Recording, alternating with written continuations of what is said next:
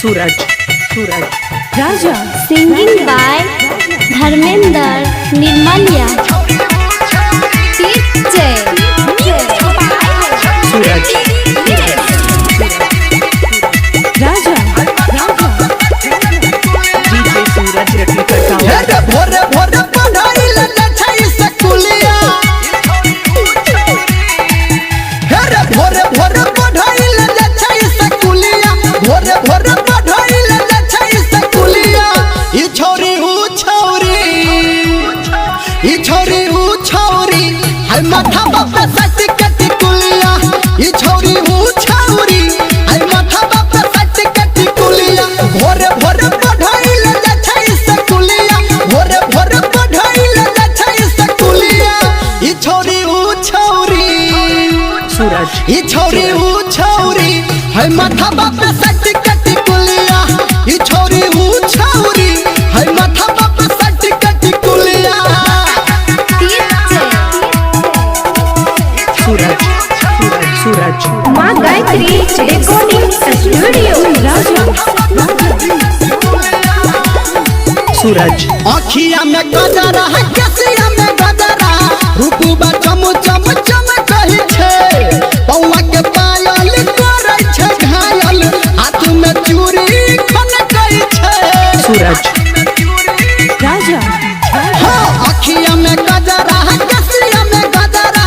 रूपबा चम चम चम कही छे पौवा के पायल करे छे घायल हाथ के चूड़ी खन कही छे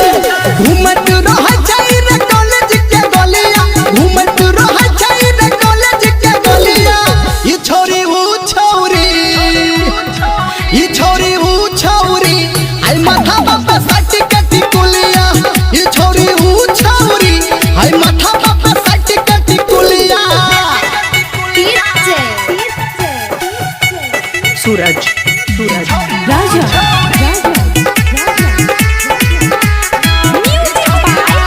singing by Dharmendra Nirmaliya DJ सूरज रटनी हाँ होटबा के ललिया कनवा के बलिया बुथल ढबल चोटी रे बलिया पे तिलवा हवा के जते दिलवा सेट छै हमर कोटी रे